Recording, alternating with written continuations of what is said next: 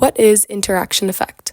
Interaction effect, also known as moderation effect, is a type of third variable effect that assesses whether the relationship between an independent variable and a dependent variable is modified by a third variable, aka a moderator.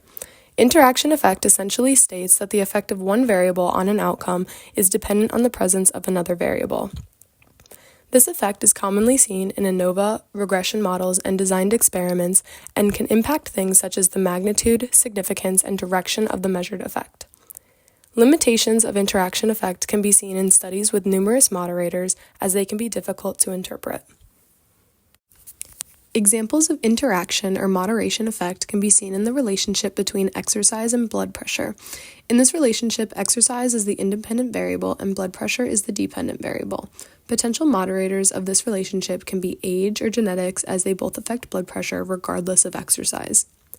Another example can be seen between medication and disease treatment. Determining the relationship between type of medication and outcome of a disease can be modified by dosage and consistency. Differences in medication concentration and patient consistency could impact the relationship regardless of the type of medication being studied.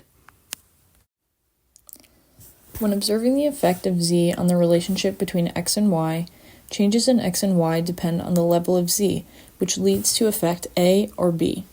If a is different than b, then z is a moderator variable. A moderation analysis can be carried out with one or more moderating variables by incorporating them into a regression analysis. If z is a moderator of x and y, the equation can be written as so. Y is the dependent variable, x is the independent variable, x times z is the interaction term or moderation effect, beta 0 is the value of y when x and z are 0, beta 1 is the effect of x on y when z is 0, beta 2 is the effect of z on y when x is 0, beta 3 is the strength and direction of the moderation effect.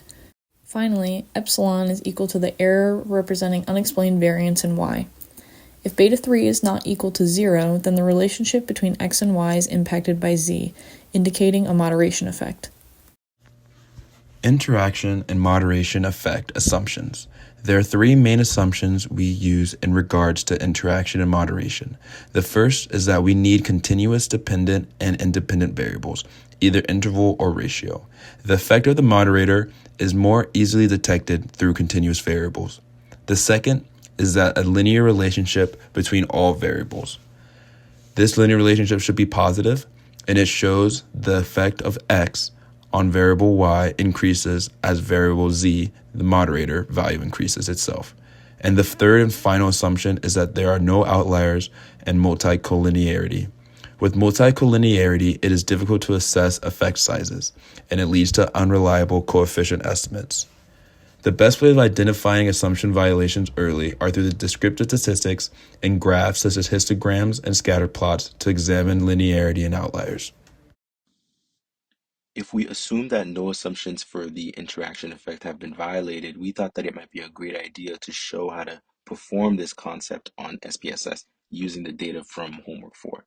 We constructed a research question which asks, is the relationship between weight gain and the change in hemoglobin levels different based on participants' smoking status? Our null hypothesis states that there is no difference, and our alternate hypothesis states that there is a difference in variation of hemoglobin levels and weight measurements when participants' smoking status is considered. For our moderator variable, we used a dichotomous variable which labels our smoking status as 0 for our non-smoker and 1 for our smoker. To simplify the process, the interaction effect methods have been condensed into 3 steps. We first standardized the data, which was already done in our homework, but we wanted to show this if this wasn't given. And it simply involves converting the smoking or the moderator into a dummy variable so that it represents categorical data with values of 0 and 1. We then created our interaction term, which is simply multiplying the independent and the moderator variable, which is labeled in the red box.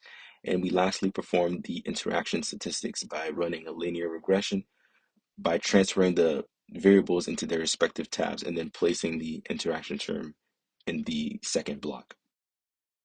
For our results, we can see that the model 1 is representing our IV versus DV, and model 2 includes the interaction term.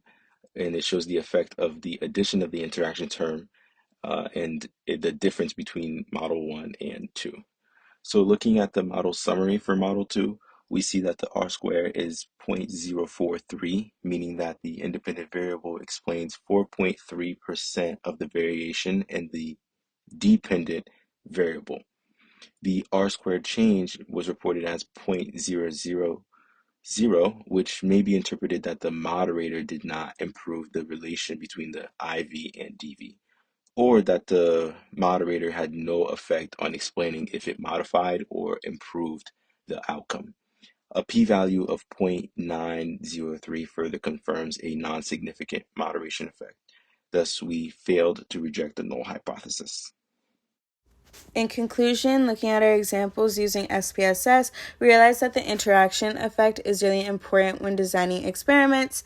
And to kind of summarize our whole presentation up, the interaction effect describes an effect between two variables that is influenced on a third variable, which is otherwise known as a moderator. It evaluates the effect of variable x on variable y given different values variable z may have. The moderator variables can strengthen, weaken, or reverse the relationship between the independent and dependent variables. It can influence the variables rather than explain the causality of the relationship, and is most commonly found in regression analysis and ANOVA models.